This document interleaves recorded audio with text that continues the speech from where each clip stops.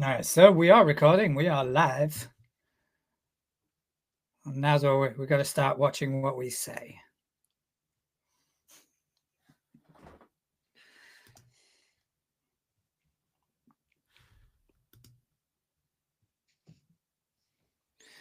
Right, chat seems to be up and running. I'll just give it a few more seconds, and I shall start.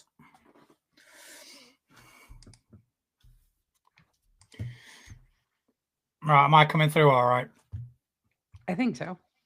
All right, okay. Blah blah blah All right. blah blah blah blah blah blah blah blah. I'm hearing those blahs perfectly well. That is some good lying. Huzzahs. Huzzah. Blah, We got blah. blahs and huzzahs. All right. Okay, so I shall begin whenever. Okie dokie. All right. Welcome, everybody, to Too Legit to Crit, a tabletop role playing podcast made for the people who put Savage into Savage Worlds. Not me. I've never played Savage Worlds. So, I kind of crumbled about halfway through there. I was like, I don't know what I'm saying. I need to come up with something quick. I feel that. I feel that in my soul. That's the amount of prep I've done for this episode. That's okay. I'm still kind of like brain fried from PAX. See, way to segue. Still a little brain fried from PAX. I did a lot at PAX. Let's talk about not all at the same time. I did so much and so little all at the same time. I guess it depends on like perspective. Okay, all right. So let's talk about PAX. It's just right now. It's just the two of us. We are expecting a Zoop, but she has not jumped online yet. But she'll for Zoop to come because we had the funniest interaction on Thursday night at one of the like creator meetup party things, like one of the networking parties. But I told them that I would absolutely talk about this on stream, but I don't want to talk about it while they're not here to defend themselves. No,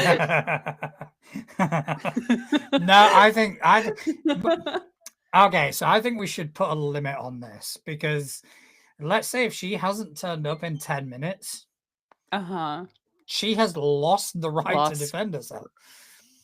You know, they cannot defend themselves. That's it. That's fair. That's they had their chance to jump on and to argue their part. All right, it was hilarious. Oh my god, I died. I laughed so hard. So overall, PAX, how was it? PAX was really good this year. Despite the fact that the convention itself like moved up a month. So it was at a much earlier time. Everyone was kind of like scrambled, and like even though we were all ready for it to be moved up, no one was quite prepared for it to be moved up, if that makes any sense. So like, yeah, mentally and physically we were there, but like it felt weird. It felt off. It felt rushed. Everything kind of just felt rushed. So when is PAX? When was PAX normally? It's usually in December. So like last year and the year prior, which was my first 2 years going, it was in like later December, like before Christmas. Okay. And then they moved it up because of reasons that are beyond my pay grade. No, fair enough. And so this year we shared the weekend with the Philadelphia Marathon. So a lot of people on Sunday were woken up because of the marathon and like people out there like cheering and stuff like that. And of course they started at like balls o'clock. So like I remember hearing from my hotel room cheering because like they ran down the street that we were on. Yeah. It was like 8 in the morning, something like that, like 7 or 8 o'clock in the morning. It was ridiculously early, and I was like, "No, no, no. I need sleepies. Go away. Stop." And even though I had like earplugs in and like slept with a pillow on my head, because like I do not sleep well majority of the time. So me getting any sort of sleep is a miracle. I could still hear people cheering. Well, I mean, to be fair, I mean, when you get to my age, 8 o'clock's a good long sleep in. Well, now when you go to bed at like 2, 3 in the morning. I wake up at 8 o'clock and it's like that. That's it. Half the day's lost. It's gone. I'm not going to be able to do anything. What a waste. We're wasting daylight. And Well, I never see, I'm a used to be this. vampire, so like I always used to be. I always used to be a vampire. I always used to like work in like the night industry, whether it was casinos or nightclubs, or so I was always a night owl. And I probably more often than not would not go to bed until it was daylight. uh-huh. But lately, the past 2-3 years, it's like I will wake up at 6:30 and just be like, slept in, fuck's sake. And it will put me in a bad mood. I swear it will put me in a foul mood. No. I know I've lots of wasted people so like much that, time. but like, fuck no. Because there's still time. You can still do things late into the evening when everyone is gone to sleep and the world is quiet. Oh, no. The evening is for at most sitting down watching TV. Stranger Things, right? The new series of Stranger Things was released. We didn't get to see it on actual release because it was like 1 a.m. here. So we watched it the following day. And I think we started it about 8 o'clock or something like that. My partner, she got through all 4 episodes. So she'd ended up coming to bed about 1 a.m. I did 2 episodes and went, bedtime. Fucked off. Good night. No, I'm to like 1:32 in the morning and that's bedtime. And I've always been in that area. Like I've always been in that camp. So like if I have to go to bed early, I just can't fall asleep until it hits about that time, and then I can finally fall asleep. And it really sucks if you have to wake up at like 6 o'clock in the fucking morning.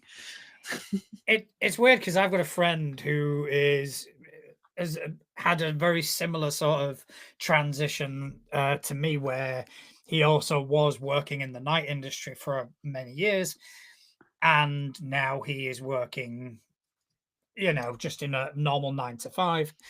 So he suffers the same thing where it gets to 10 o'clock. He's like, fuck me, I'm tired. But he has said, and I'm not actually put this to the test yet, but if for any reason he does stay up, once it hits about midnight, his body automatically goes, oh, we're back to this. And that's it. He cannot sleep until 6 a.m. I have that too. If I stay up past like 3, my body is like, oh, we're just all-nighting it? Cool, bet. I'm here with you now. Like, let's go. Second win sort of deal. And then you get like really silly and weird because like you're a little like sleep deprived, so you just get a little kooky. That was me all weekend. That's fair. That's fair enough. And so let's talk about PAX. How was the travel there? Let's start at the very beginning. So the travel actually went really easy. So the year prior, we drove up this year too, but like last year we also drove up and we just kept hitting every ounce of fucking traffic. Oh, and really? like if anyone who has to drive through traffic knows, it's the worst. And especially like if you have to go through one of the big tunnels, I think it's in like DC or something, or like Maryland, somewhere in there. There's just this big fucking underground tunnel and it's terrifying and I hate it. And like last year we got stuck in that tunnel like because traffic. And this year it was like smooth sailing, just go right through whatever. And I was like, oh yes, bet I can live with that.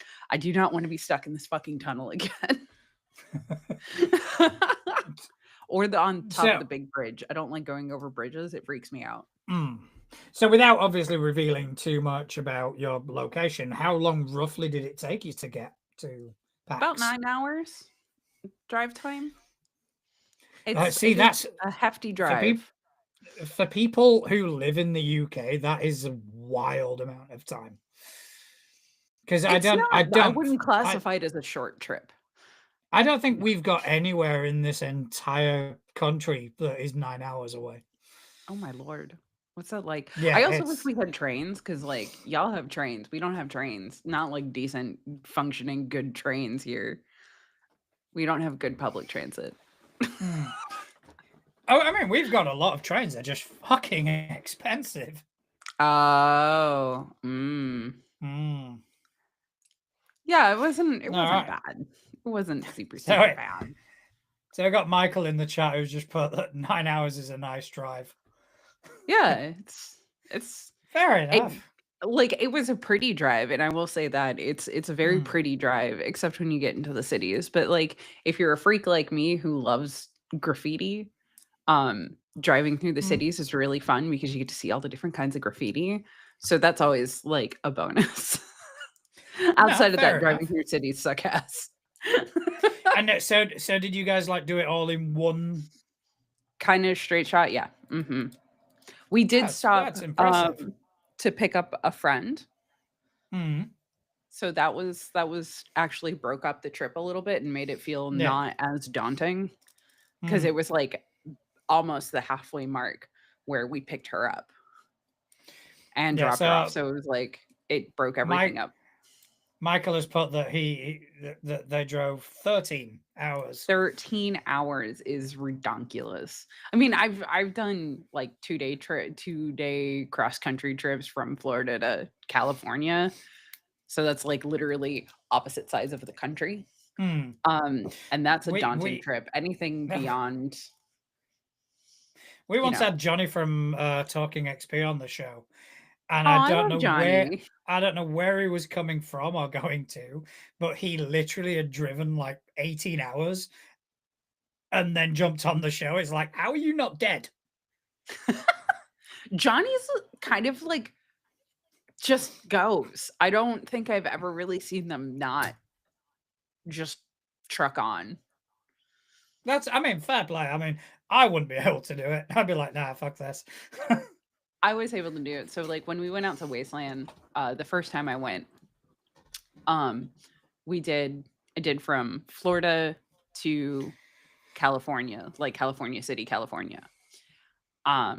And we basically straight shotted it because we got a late start. So it was just like tandem driving all night. Let's go. I think we stopped at somewhere in like Kansas City for a couple hours because we all needed like actual sleep and to stretch out. And then we just got back in the car and kept going. And that was like a 2-day trip that we made in like 24 hours.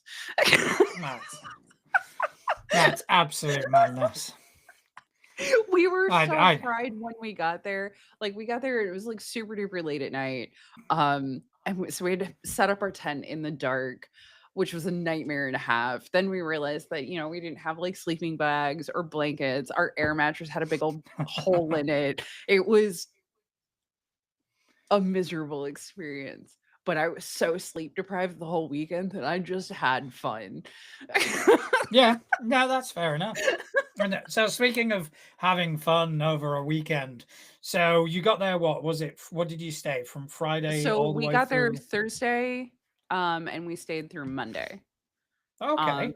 And literally I got there, I took a shower to like get the travel off of me because I am one of those people, like I need to. I have to get like the travel off. I can't let it sit and linger. That drives me nuts.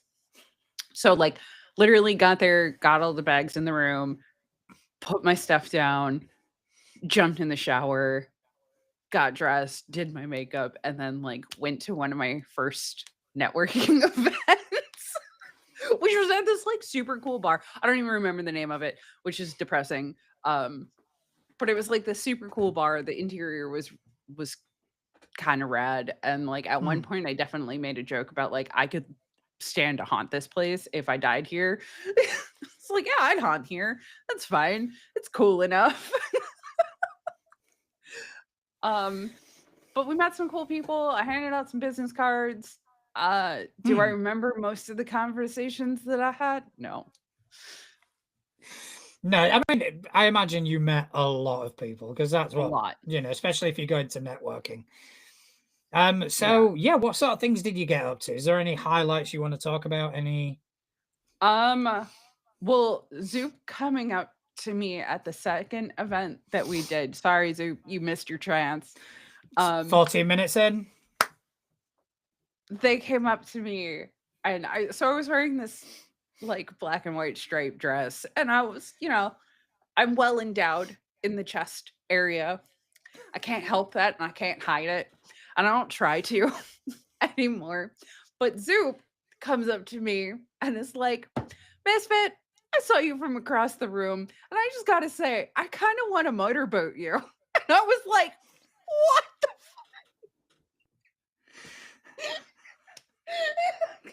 And literally, if it was any other person, I would be throwing hands. Anybody else, I would have thrown fucking hands. But it was just so innocent. And they were just like, I don't normally say these things, but I was just looking at you and I can't, the power, it's so strong. The pull is so strong. It tickled me. It was hilarious. The thing is, right? You were saying you wanted Zoopia to defend herself. I have no idea how the fuck she was gonna defend herself on that. I like it was such a moment. Uh and again, anybody else that other than Zoop walking up to me and saying something like that, I would have slapped you in the face. Slap, hard contact, open hand. But they were just so innocent looking. It was the most innocent, like, I want to do this. I'm not going to, but I want to. And I was just like, I can't be mad at you. Look at your face. You look like a puppy. I wish that was the start to my weekend. Yep. I do. It was hilarious. To be fair, Zoop was the only person who walked up to me all weekend and said some shit like that. So we're doing all right. It was that's really not bad.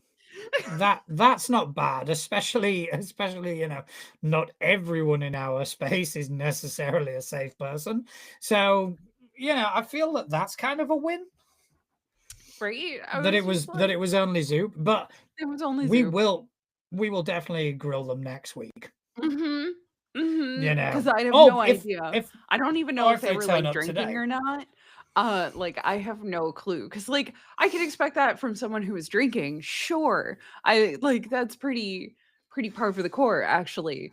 But like I have no idea if they were or not. I didn't ask. I was laughing too hard. Like every ounce of my brain just fell out of my ass. But to be fair, I can see Zoop doing that. Mm-hmm. I can see them just coming, just Zoop when she loses the filter. It's hilarious.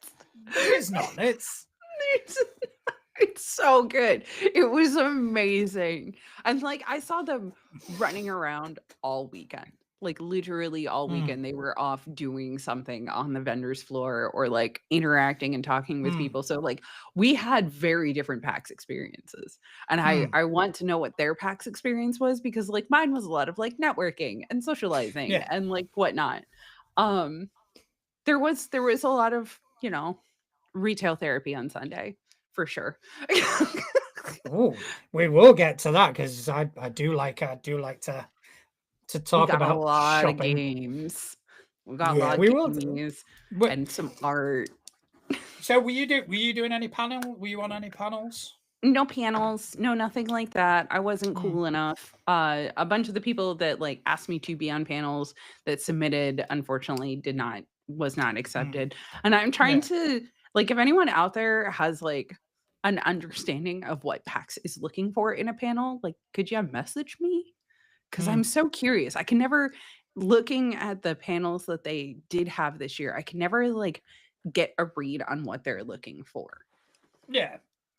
No, that's fair enough. But did you attend any panels that are worth mentioning? No. They were all shit. That did. I did go. So that's not entirely true. I did go to the Path of Night meetup, and that was really fun because like that whole cast is like just super cool and really down to earth. And we sat there just talking about like different vampire systems and like different systems in World of Darkness and whatnot. So like that was cool. And they're all like super mad cool people. If you haven't checked out Path of Night, I highly recommend it. It was a great time. I did get to play a game of Delta Green on Friday night, which was super fun. I totally died. It's Delta Green. It's Delta Green, yeah. And like we were fairly new agents on top of that. So like I got my character got shot in the chest and bled out. Was it a pre-written scenario or operate? I think so. Do you know which one it was? Yeah, Michael does because he was the one who ran it. Michael, let's talk Delta Green. Let's talk Delta Green. Which one was it? What operation did they got shot in? Can you remember what happened? So we found some creepy ass stitched together flesh dolls in a house, and then it wasn't pre-written. Oh, I didn't know that. JK, so it was not pre-written. How dare you besmirch the good name of Michael? I'm so sorry. I will throw myself off the chair. How about that? It sounds fun though. I mean, it was fun. It was a lot of fun actually. We had we had one new player at the table who had never played Delta Green before. I think two. I don't remember. I think it was just one though. And so they did a lot of the, oh, well, I don't really understand how this game works, so let me just do some things that seem sort of logical, which in fact were the opposite of helpful. They were so unhelpful. My character ended up, because of their choices, ended up headbutting a cop. That was real fun. They put their hand on me. I was like, okay, I'm gonna headbutt them. It was super fun. I actually had a lot of fun. It sucked that like I had a headache near the end, but that was more because I had been up for entirely too long and had not had enough water. Yep, that'll do it too. And too much caffeine. But like I got to at least play one game, and I am a firm believer that if you go to a gaming convention, you should play at least a game that requires rolling some fucking die. Yeah, 100%. My dice also didn't help. I have these like super cute bullet dice that were gifted to me. That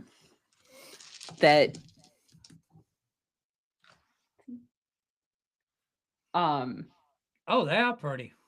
They're super pretty. I love them, except they do not love me back at all, and in fact got me killed. I think I rolled the entire night. I rolled one success. One. Really? One.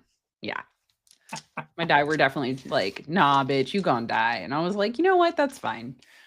It's Delta Green. So not everybody lasts. Yeah, that is true. Were you using a pre-gen or? Yes. So what was your pre-gen? What was an anthropologist? Tell us about your character. Okay, that's interesting. Well, yes, no, I for sure got killed, but all of my like, hey, are you actually bleeding out? Hey, are you gonna stay conscious? Rolls were definitely like I rolled 2 100s. Uh-huh. Yep. That is funny though. 2 100s. For anyone out there who's played some Delta Green, you know how bad that is. Delta Green is infinite. I mean, Delta Green is is one of my favorite systems. I absolutely love it. I love the mythos and the lore of it, but also the system itself. I think the system lends itself very well to that type of game, the sort of existential horror. And I always tell my players, dying's not the worst thing that can happen to you. Oh, that's true. There was a kid who ended up surviving, I think. It was left kind of unclear. So the headcanon is that they survived and then they got sucked up into the program, and like that's a phase that no one really needs. No, you don't No, want to be part of Delta Green. But you good. don't I'm want to glad be you part got of the to play. program. I'm glad you got to play. So I get to play at least one game, which is always kind of Mm. my goal for PAX is like we're in person. I want to play an in-person game. Like I Yeah, do of not get course. enough of that. Let's fucking roll some actual die at a table with other people, like how gaming is meant to be. Um, Yeah, I know I mean not that's everyone feels the what we're same. here for. Yeah, that's how I feel. I was like, we're here to play some fucking games. Like Mm. we're all gaming enthusiasts here. Let's play some goddamn games. Like let's go. I am an oddball in that apparently. I don't know. I'd be inclined to agree with you. I again, I think it's my aversion to people. I would be more inclined to play than actually network. Yeah, yeah. And like I think it's important. Uh so here's my weird take on the AP space for 5 seconds. I think playing games at a convention like that is super fucking important because it's a relaxed atmosphere so you can actually see how people play even in a relaxed game that's not necessarily reflecting on how they play in like a production, Mm. but it does give you an idea of who they are as people, and personalities jiving at a table matters. Yeah. um Second, sometimes you just need a fucking break from networking. Like, I was not in the headspace to network on Friday. I wasn't. I was Mm. like, I'm here to play some goddamn games. And I Yeah. knew that. I was like, I'm gonna get a little networking in, do some like hellos, and then in my true misfit fashion, Irish goodbye, everybody. Mm. I did not go out of my way to find people to say goodbye. I just kind of left. And that's me. That's how I am. So if you see me at a networking event, like make sure you come up and say hi because I'm not going to track your ass down and say goodbye. Not happening. Yeah, I mean, I don't go to many conventions. I can't be bothered with it. If I go to a convention, it's to play games. Like the Yeah. conventions I have attended, I've done like 2 days over a weekend where it's a game in the morning, game in the afternoon on both days. I'm there to game. I'm a gamer. I want to play games. I either want to play them, I want to run them. I'm not interested in networking. And that applies to social media as well. I mean, at one point, I did kind of go down the rabbit hole of, okay, we need to grow the channel, we need to grow this, we need to do this. And it became work. Well, yeah. I'm not here to work. That's fair. This You're is here to have my fun. hobby. This is my pastime. This is what I do. Whether it's this show or whether it's playing games, I do this for fun. I do it because I want to. I don't want to be sat there thinking about growth. It's fuck that. I've got better things to do with my time. And for conventions, I'd be exactly the same way. But I remember. I think there is a chance for you to network and play games at the same time. Like I think there is an opportunity for that, but I need more people to be willing to be open to that because like there's a lot of people playing Magic and that's great. You play your card game. That's so fine. I am not a Magic player. I used to. I know how technically. I'm not good at it. I'm not aggressive enough for Magic. And it's not necessarily the type of game that I like to play. However, I think if you're going to sit down and play a couple rounds of Magic that take a couple hours to play, then you should be at least open to sitting down and playing a game. like a tabletop. 100%. Ultimately, we're for the games. Yeah. And everyone everything does else for things me is differently, secondary. And so I don't I know. remember, I think it was after one of the cons where I can't remember exactly the details. It was after one of the big cons, and one of the bigger names in the space. They, they had to kind of come out and kind of go, just because I say hello to you does not mean I need your business card. Yes. Just if I'm interested in your business card, I'll ask for it. And I was the same way. I did not hand out as many business cards as I think expected to hand out. And that's okay. The people I did give my business card to have actively contacted me or actively followed me on social media. And I am one of those people where I would rather, if like we're going to work together, I will, do the thing, but like I'm not going to interact with content that I'm not necessarily interested in. So I'm not going to follow content that I'm not interested in. I'm not going to like throw my hat into that ring if I'm not interested in what you're doing. And I think there is a power in that, and I kind of want, like, I guess I hope more people adopt that, because like it'll make things a little more streamlined instead of like the waters how they are right now, which is kind of muddy and weird. It is. Like social media is probably a reflection of that, where it's all become about the hustle. Yeah. And I don't like to, I'm not a big hustler. Like I am, but I'm not. I am when I find a group or a project that I'm really invested in, I will put 100% in because I'm invested and I give a shit and I want it to succeed. But like outside of that, I'm like, okay, that's cool. Yeah, good for you. You've got a great project. Doesn't mean I'm going to invest in it. Doesn't mean I'm going to, and especially like if we're talking APs, it is a huge time sink. So if you have to kind of follow every AP that comes out through obligation, you'll never end. Find something that you like, find something that you want to listen to. Absolutely. And listen to that. That's the way I normally do it. And don't get me wrong, sometimes it isn't great, because I've just recently found out that one of the ones I've started listening to has ended prematurely. So it's like, well, fuck. Oh. Yeah. Land. Yeah, but it is what it is. Can't really do much. That sucks. I hate when that happens, when you finally find a show that you like vibe with and you're like, "Oh, I could actually listen to this." And then they're like, "And we're done." And you're like, "What? But I just found you." Yeah. So Michael has added that sadly there are channels now that are basically devoted to creative for other channels to check out what they do rather than focusing on their audience. I 100% agree.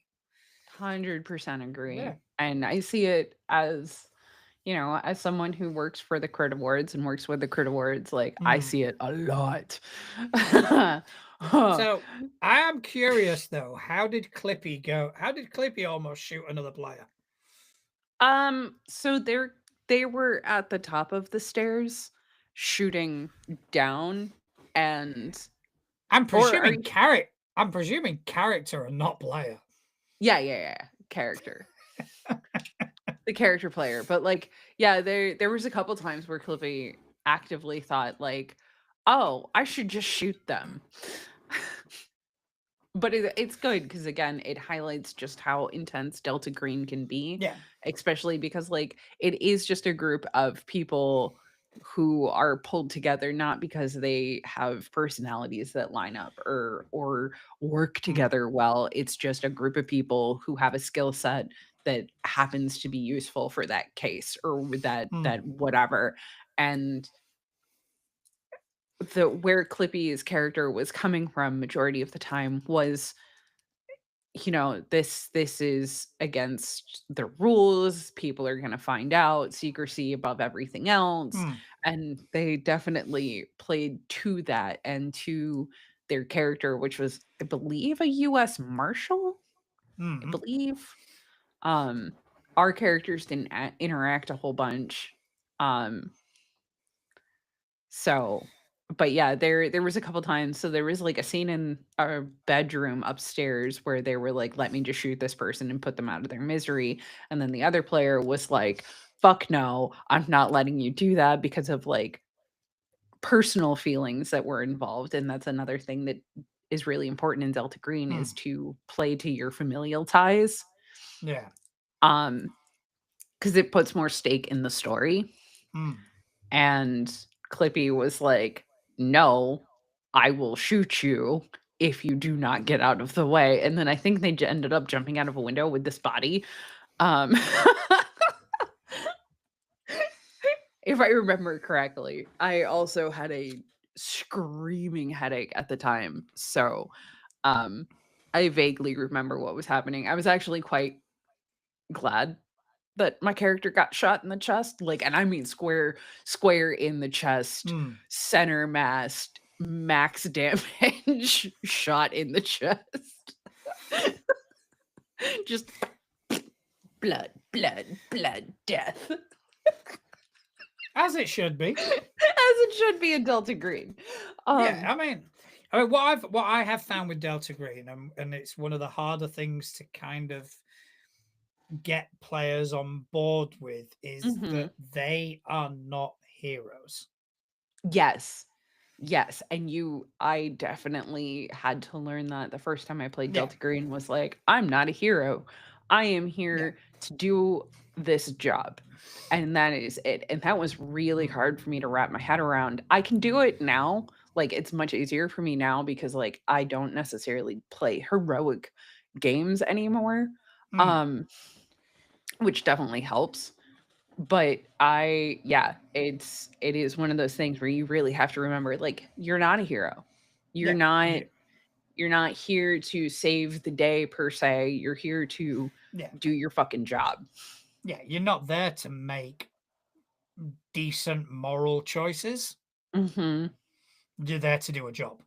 And sometimes doing that job means making the hard decision. That's why you have the sanity rolls to embody that. And it's quite hard, especially for new players, to get that buy-in of kind of going, you are an agent first and foremost. Agent first, human second. And then your profession and everything else that comes afterwards. So when I'm trying to remember a specific in one of my games where they made a choice, and I think the players tried to get someone to stand down, and even when this person produced a weapon, they were still trying to get them to stand down. It's like, they take a shot. Oh shit. You should have, you should have neutralized the threat. You didn't. I would love for us to have a day where we play Delta Green instead of our normal yapping. Like, let's fucking go. So one Sunday we'll do a live Delta Green game. Yeah. Do you know how fun that would be? That would be so fucked. We'll get Juicy to run it. I'll just be like, "Hey, Juicy, I volunteered you to do this." Yeah, I'm happy to run it as well. But if someone wants to run so I can play finally. What? I'm surrounded by a bunch of forever GMs. I'm so sorry I'm such a player princess. I promise this year I will get better about actually running games. I will. It is officially a goal for 2026. Misfit will get back to running games. You go. You do that. Well, we so in our home game, we have a alternating game where 1 week our friend Couch will run Fabula Ultima. The following week I will run Delta Green, and then we've got Savage Worlds to kind of make up for when we can't get enough players. But what we've decided is, because it's Christmas, we're putting our games on hiatus until the new year. But I will be running a Fabula Ultima one shot, and Couch will be running Delta Green. So Yeah, looking forward to that. Looking forward to playing in Delta Green and just what you get to be a player. I get to be a player in Delta Green because I am I've never played Delta Green. You've only run it? You've never actually played it? I've never actually played the game. I am forever running. So all right. I'll get better about it in 2026. I will. Okay, you need to run some Delta Green. Run some fucking games for y'all. Like I will do it. This is me making that promise. I tell you what, if you want to promise me something, promise me you will run some VTM. No, I am not. No, I'm not there yet. I am not super. I bet you are. I bet you are. You just don't have that confidence. I don't have. Okay, yeah, for sure, don't have that confidence. But also, like, I don't feel like I could put together what I want out of a VTM game. So, like, I am really big on political intrigue. I know how to fucking play a political intrigue game. I don't necessarily think I would be able to set up a political intrigue game. Now, this is also like I have very little confidence in myself as a storyteller or game runner or anything like that. So like this is with a grain of salt. And I'm sure it could get there, but like I don't know if it'll happen anytime soon. No, fair enough. I will be waiting for you to run. Michael has put that he bought Fabula Ultima at PAX plus the Techno expansion. Fabula Ultima is it's a fun game. It's a game that I've been wanting to play for a while. Does what it says on the tin. You know, it is very much an ability collecting sort of. It's the skill junkie game, and I fucking love that. Similar to like D&D and Pathfinder, but it doesn't pretend to be anything else, which is what I like about it. It comes out the gate saying, "This is what the game is. Enjoy it." It perfectly replicates the Final Fantasies and for sure, and the fables of the world. Yeah, definitely get some Fabula Ultima played. The other one that I got, hold on, it's actually like on my shelf. I am super excited for this. If I'm gonna run something, Sega Switch is gonna be it. It's never even heard of that. Essentially, you play all. Okay, so the premise is all bodies, human parts can be turned into magical items. Okay. It is a very dark game. And it sounds super cool. There's a couple different classes and things you can play. Oh, hey, that's where my stickers are. I got stickers too. So I got a heart. Yay, stickers. She's cool, and I got this she's pretty. Fucking like shark. Oh, okay. It took me a minute. Yeah. I love sharks. Oh, that's cool. They're some of my favorites. Next to the humble octopus. The octopus is my absolute favorite sea creature ever. Fair. But sharks are up there too. It's hard to choose, you know? But yeah, so like you have all the different classes, but if you want to play a witch, you get a bunch of things, and basically you have to use body parts as your spell focuses. So like exploding eyeballs and rope intestines and stuff like that. I'm liking this. If I am going to run anything, I'm going to run this first, because I want to see what people will fucking do when you essentially have to mutilate a corpse for ingredients. But it's a really cool game. I talked to the creators for a good long while. So I got the book. I got an expansion that's signed. So that's super cool. Nice. I got an art, and then I have another art out in the living room area from it. So, yeah, this I'm here for. I'm gonna do it. I'm gonna do it, y'all. 2026. At some point, I'm going to run this, and it's gonna be awesome. 2026. You heard it here first. That's it.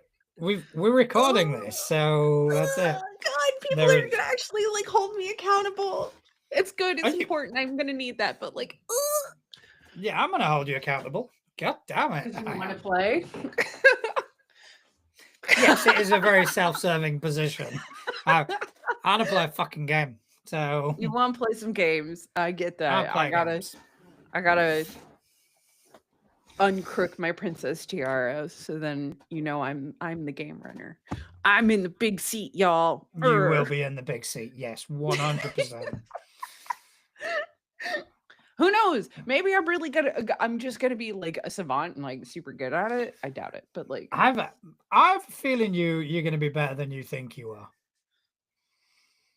I genuinely believe that. That is not just me. Like I used to run I genuinely believe that.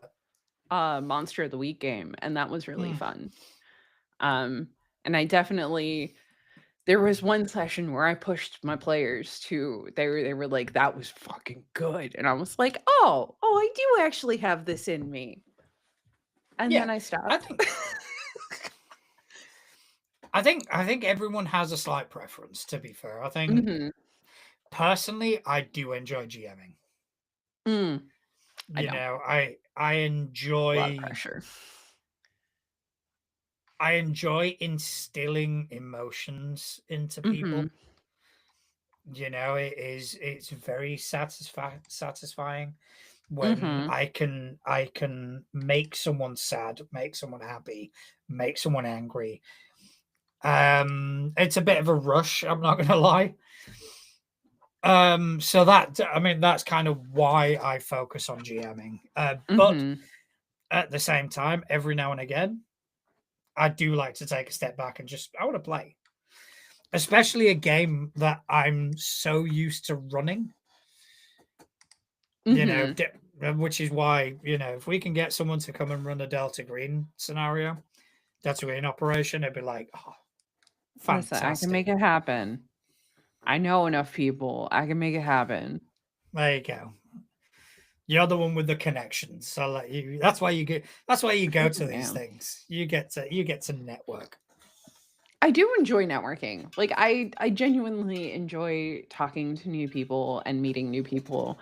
I'm more of an omnivert than like an extrovert solely. Like if I don't feel like it's an environment for me, I kind of tend to like hang back and stay quiet. But like if I feel like, yes, I am meant to be here and the imposter syndrome doesn't grab me by the balls, I'm great and I will blab and talk and have a good time and like laugh and whatnot. And like, so it's a weird dynamic with me because if the vibes are off in any way, shape, or form, I'm gonna shut down so fast. Yeah. No, I mean I'm introverted for the most part, but because most of my professional life has been public facing, you know how to be extroverted. I can switch it on. Yeah. And I don't think it's so much an act as it is like a different facet of a persona where I can kind of go, right, I need to be here. This is something I need to do. So it'll be I'll flip the switch and I'll become as enthusiastic and happy and friendly as you need me to be. That makes sense. That's yeah. But like I went to a like product lunch creator meetup thing on Saturday. Yes, Saturday. And I ended up jabbering with a bunch of people that people that I knew, people I didn't know, people who had ideas about the crit awards. I just talked to people and I was like, oh, this came super naturally to me. Okay, cool. I can still do this. Sweet. Yay. And that definitely put me on the right foot. Now, so what was the product for? If you're happy to talk about that. Let me empty out my. So it is by. Okay, I can make out the logo. Can't really make out. But it's basically they make DM screens and dice trays and stuff like that, and they're all hand done. This is buttery smooth. There is not. That looks very pretty. It's so pretty. It's so nice. It fits perfectly on my desk. It doesn't take up too much space. And they had other stuff too. So they had one of their DM screens out for people to see, and it was really cool because it had a full magnetic bar at the top. All right. So you could put your papers on it. It actually had little slots in it so you could put stuff on top. And it had little carved out built-ins so you could slot minis into it if you wanted. It was really cool, and it was this sort of four-fold, so it was 4 wide. It was cool. So you swung it closed this way and then it closed this way and latched. Okay. What's the company called? Let's give them a shout out. Tavern Wares? Tuscan fuck. Tavern Wares Tuscan fuck. Yep. But I think we found the episode title. Oh fuck. It holds all of my D10s. That is very pretty. I do like that, to be honest. I got a bunch of pretty dice. So I got these. These are so pretty. Oh, they are. They're nice. Those are really pretty. And then I got these ones. These were all gifts. But I got a lot of dice that were all gifts, and I love them. They kind of just live on my desktop now. And they're all D10s. They are very pretty. I do a lot of World of Darkness stuff. Yeah, I'm trying to find the website for this Tavern Wares Tuscan fuck. Hold on. I'm in their Discord. Hold on. That would help. That would really help. What? You want me to actually be useful? That's not why I'm here. Didn't you know? One of us has to be. Come on. Yeah, Zoop's not here. We have firmly established that they are the note taker. Yeah, Zoop is the useful one. Fuck me. There's a lot of fucks happening. So did you bump into anyone else? I saw Juicy. I saw a lot of people. Did I interact with a lot of people for more than 2 minutes outside of the group that I was designatedly hanging out with? No, I did not. No, that's fair. I did. Fair. Give me your fucking link tree. Thank you. I found it. Yay. I'm going to put it in our chat so then you can put it in the thingy. Yeah. I'm glad you understood what I was saying. Yeah, I perfectly understood that. That just made absolute sense. Oh, I was way off on the name. I'm terrible, y'all. I'm the worst. Say what? There you go. You have the name now. You have all of it. But they do make really good products. Yes. They make great products. The person that organized the event was super, super sweet. And when they were organizing this luncheon, they found out that a couple people who were going to be going were alcohol free. So then they decided to just make it so, like, if you wanted to get a drink, you had to go buy it. That's good. And I was like, wow, this is awesome. I feel really safe, especially because, like, it was, in the afternoon. So, like, I understand that day drinking is a thing. I don't shade on nobody. However, you don't need to have an open bar for something that is a daytime event. And that's what they were at too. They were like, we don't want to make our non-alcoholic people uncomfortable. So if you want to have drinks, there is a bar available. You are going to have to pay for them. I mean, and I was like, wow, I fucking love that. Yeah, as a teetotaler myself, that is, that is greatly appreciated. There's a lot of us out there, which is, I mean, some people are teetotal just because of choice. Myself, I am a recovering alcoholic. Same. So for me to be in a position where, the expectation is to drink, it's hard. It becomes really, really uncomfortable. It's not an easy thing to do. So a big shout out to them just for that alone. Like, it's greatly appreciated. When they were in their planning chat, that a bunch of us got added to, when they found that out, they were just like, okay, well, here's what we're going to do. We're going to make this a dry event. If you want anything, like, you're going to have to buy it and pay for it yourself. And a couple people were like, well, that's not very fun. And then a large majority of us, which I was really shocked about, was like, no, thank you for doing that. That's actually, like, super respectful and sweet, because, like, there's at PAX, there is a secondary convention that everyone calls LobbyCon. It is not actually a convention. It's just everyone goes to the Marriott and hangs out in their bar. It is literally what everybody does. And I can do it up to a point. Yeah. And then it hits like midnight 30 and people are starting to get real sauced. And that's when I'm like, I'm out. I can't handle this anymore. Like, y'all freak me out. You're getting a little too rowdy, too loud, too close. Like, I'm good. Yeah. No, yeah, I struggle with that as well, because